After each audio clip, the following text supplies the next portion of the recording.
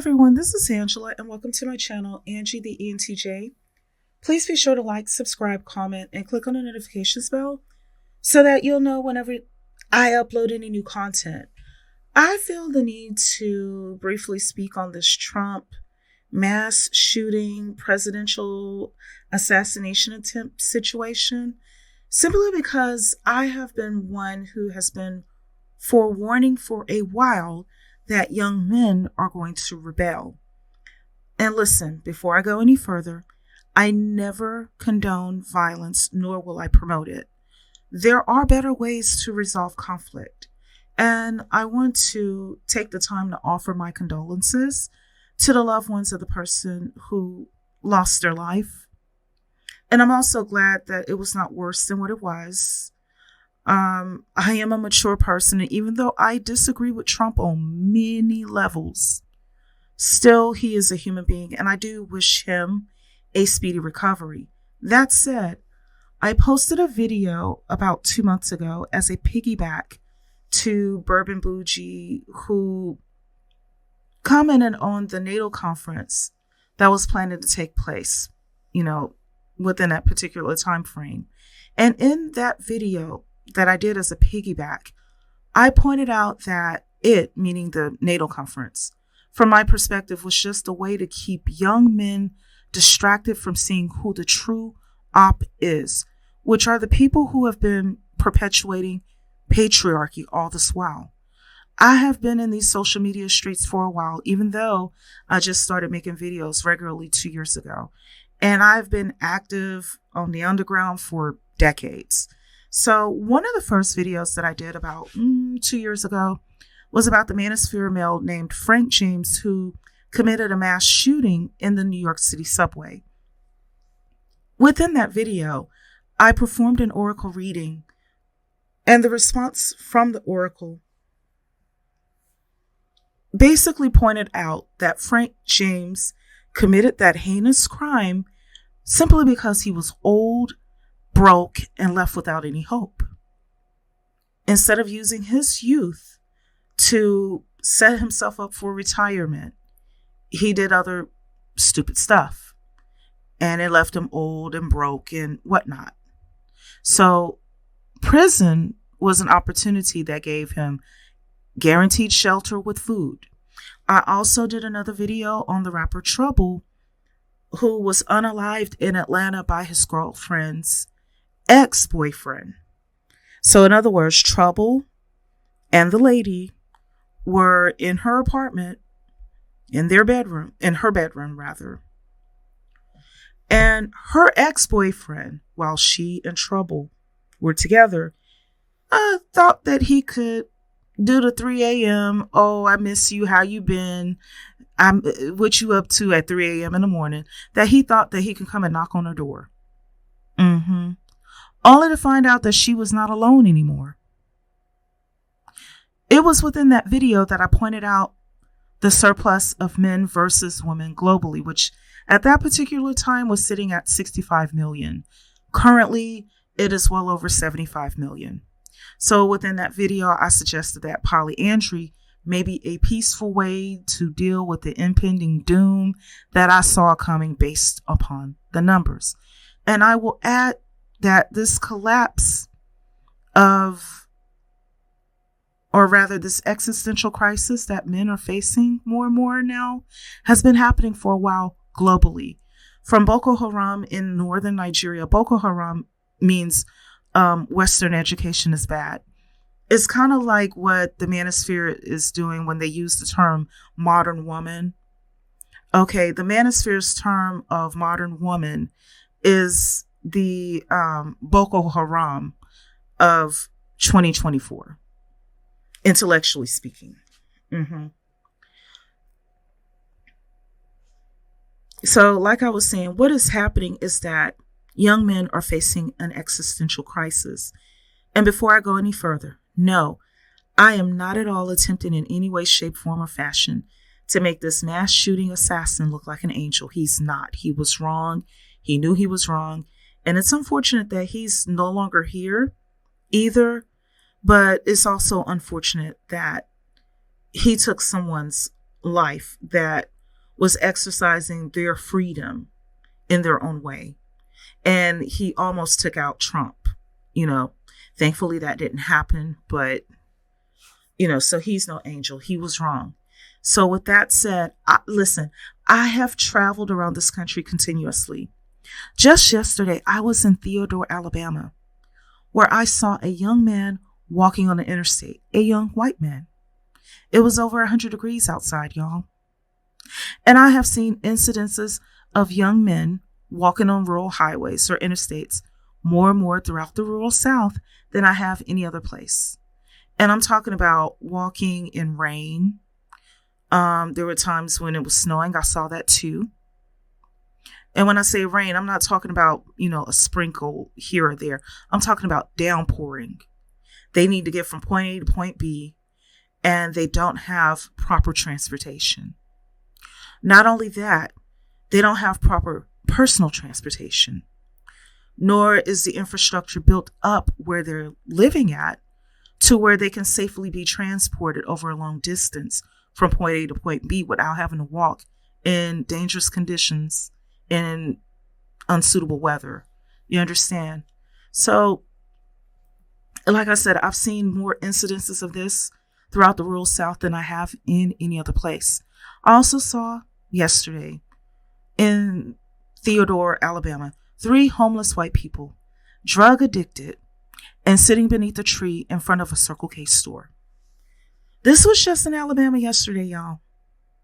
However, I've been throughout Florida, Georgia, the Carolinas, Tennessee, Arkansas, as well as Pennsylvania, Ohio, Indiana. I've been throughout California, Nevada, Oregon, Washington State. I have been a lot of places and throughout a lot of rural parts as well. And let me tell you something about rural America. It's about to become a thing of the past. The rural areas are becoming suburbanized. They may call it gentrification, but, basically, it's becoming suburbanized. Bentonville, Arkansas, home of Walmart, now has $1 million mansions. Yes. And it's happening everywhere. To some of us, it's exciting. We see it as growth. We see it as, progress moving forward. However, here's the thing. Here's where the issue lies. What about those who were not prepared for those changes? And by prepared, here's what I mean. You see, when you look at the mostly Republican areas of this nation, they are highly represented in terms of diminished standards of living. There was a UNHDI styled ranking completed in 2021, which placed each of the 50 states and other U.S. territories in order according to the same metrics utilized for the normal international United Nations Human Development Index. And many southern states fall below the U.S. ranking in the world. In other words, the score that the U.S. had in the world in 2021 was 0.92. So let's say it's like an A- in the world. Okay. So what I am basically saying is that many of the southern states and red states, whether they're in the South or in the North, fall below a score of 0.92. So instead of having an A-, they might be a B, just a regular B, or a B- in some places. Places like Alabama and Arkansas are ranked number 47 out of 50, with Mississippi ranking at number 50. For lack of better terms, going into some of these places is like going into a developing country. And yes, just to be clear, I am speaking about within the United States.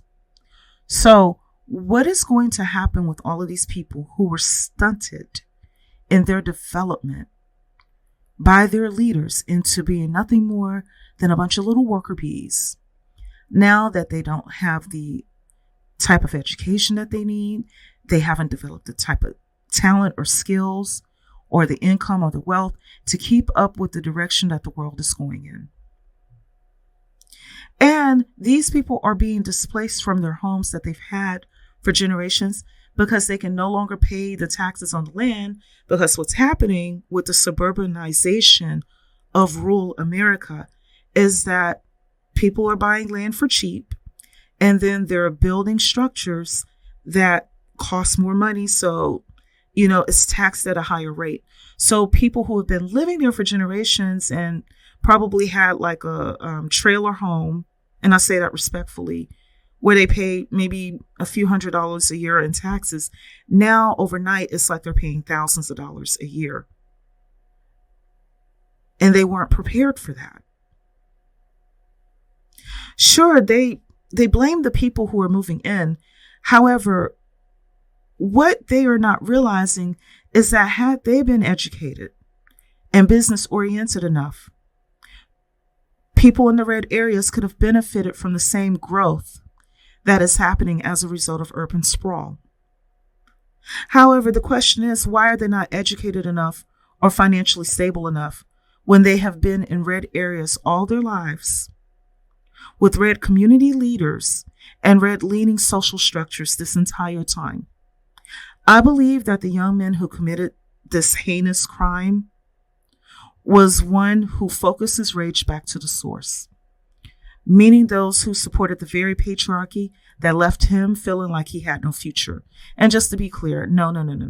I am not condoning his actions. He was wrong on every level. Okay? He placed many people's lives at risk, even unaliving a person in the process. He was wrong. What I'm given as an explanation, not an excuse. I want to make sure that's clear.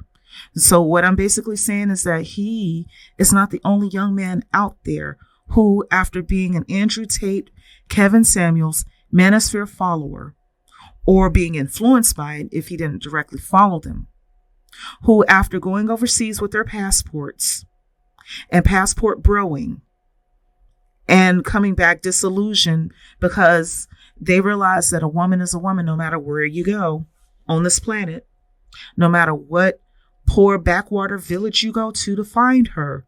If she's walking around barefoot and carrying water on her head, that does not mean that she's going to stay like that. She knows what life is supposed to look like for her, even if she doesn't have the resources yet. See, they're finding this stuff out the hard way, and it's not working out quite like they thought it would. And they're also failing to become the new Nature Boy or the new Brother Polite or whatever the name of the Colts basketball player in Indiana with his wife, Daniel Muir and his wife, Kristen Muir, who was locked up for their son having a black eye. His grandmother allegedly claimed that they were part of a cult.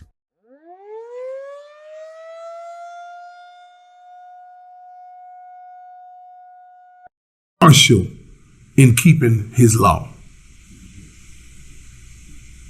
Because you ain't want to let go of what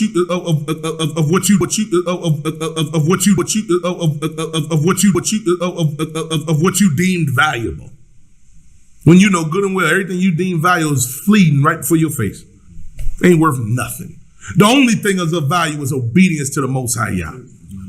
That's it. How many wives want to argue with their husbands? How many wives want to sit there and go back and forth? If you find yourself arguing with your husband and he ain't telling you to break none of these commandments, you are 100% wrong. It's simple. How many men can turn around and argue with the Messiah? Can't argue with him. But what type of pride is in some of you women to think that you can rise up and argue with a man who's striving in Yah? What is that? Where's the fear of Yah? Where is it? Do you understand that the Most High Yah is dealing with your husband, your head? Here it is, you are married to one, or you are married to one who the Most High has revealed his word to in this day and age, this late in the game, and you think that you can argue with them? Not understanding that your protection is in you just obeying. Because here's the thing. See, none of this is working out for these men. And add to it, there's a global surplus of them. There are more of them than there are of us women. So now they are starting to attack the elders around them. This is also happening in parts of Kenya as well, where family members are putting out hits on the elderly men of their families by calling them witches. Over there, a witch accusation places the life of a person in grave danger. It is so bad that old people are dyeing their gray hair black in order to avoid the rage of the youth around them. Because see, what's happening in these traditional societies, especially somewhere like Kenya, the man has the power, holds the power to everything in the family in most of their cultures. So if this man is old and he has land, and you got somebody that's young and they want to progress in life, and this older man is saying no, they're taking him out. I'm not condoning it. I'm not celebrating it. Please don't take it that way. I'm just telling the truth about what's happening and helping to show that it's a global issue. Also in Mozambique, they're warning bald men to wear caps for similar reasons, because the claim is that bald men have gold in their heads. So they're decapitating bald men in Mozambique. This is globally. So what is really happening all over from Theodore, Alabama, to Mozambique, to Kenya, to northern Nigeria, to India and China, and so many other places, is that young men are facing an existential crisis. And that has been going on for at least the past 10 to 15 years. However, now in 2024, we're at the point where they, the young men, are beginning to see that women collectively are not to blame, and we're not collectively even to be held at fault for the mishaps of their lives. Because before, it was all putting the blame on the woman. You didn't dress right. You didn't cook right. You didn't look right. Everything was put on to us. So after 10, 15 years of doing that, especially in the past several years of really ratcheting up and trying to, finagle women back into the traditional roles meant for us in patriarchy, and it didn't work. Now they're beginning to see the truth, that it was the backwards upbringing that made them feel as though they were superior, all because they were born with an Audi, they were born with an eggplant, and not an innie, they weren't born with a vajayjay. It was this upbringing that had them to believe that as soon as they grew enough hair on their face and on their chest, underneath their armpits and around the crotch, legs and arms, okay, so long as their voice was deep enough, and even if they did not bathe regularly, that they will, guaranteed, have a wife, some kids, and an occasional girlfriend. And if a woman did not agree to it, then she was just being a rebel, a feminist, or whatever, okay? And the men who protested against it as well were being simps. Well, in all of this, what happened is that over a long period of time, people migrated away from red areas and into blue areas. Bear in mind, I'm purple. I'm a peoplecrat, people Republican, people liberal, people conservative. I'm in the middle. I'm purple, okay? But the data shows that over time, people migrated to predominantly blue areas, which caused a population decline and brain drain from the red areas, no different than what has been happening in developing nations. And now, here we are with a bunch of underdeveloped men and women on our hands. But see, the thing about underdeveloped women, underdeveloped women can find someone to be with them. That's not an issue. The issue is that we have a bunch of underdeveloped men on our hands who are being displaced out of the dating pool by men who are from outside of their areas, whether or not those men are American citizens within urban areas or American citizens within their area that are better off, or men who come from overseas. I'm in an international marriage and my husband has a degree. However, if I wanted to find that same thing in Blackistan, it would have been a struggle. If I wanted to find it in rural America, it would have been somewhat of a struggle there too. Okay. I think the solution that will help to stop the madness is to institute the Nordic model here in the United States. This will at least give the homeless drug addicts who are under the tree at the Circle K in Theodore, Alabama, a safe place to combat their addiction issues within air conditioning instead of perishing in 100-degree heat without treatment in a nation filled with people who pay taxes. This is also all the more the reason why I support the West 4B movement. No woman who is enduring the pain of childbirth envisions their child becoming the next drug addict or the next mass shooter or presidential assassin. This is not what his mother thought about him when she was feeding him, changing his diapers, and losing sleep, checking his temperature throughout the night when he was running a fever. However, the red areas tend to produce a lot of lone wolves, if that's what you want to call it. And no, I am not at all attempting to say that the blue is the solution and that they have it all together. There are plenty of issues on the blue side too. However, what I can say is that the blue side is more likely to call out their own internal shortcomings and hold themselves accountable, whereas the red tends to put their head in the sand when it comes to their own internal issues.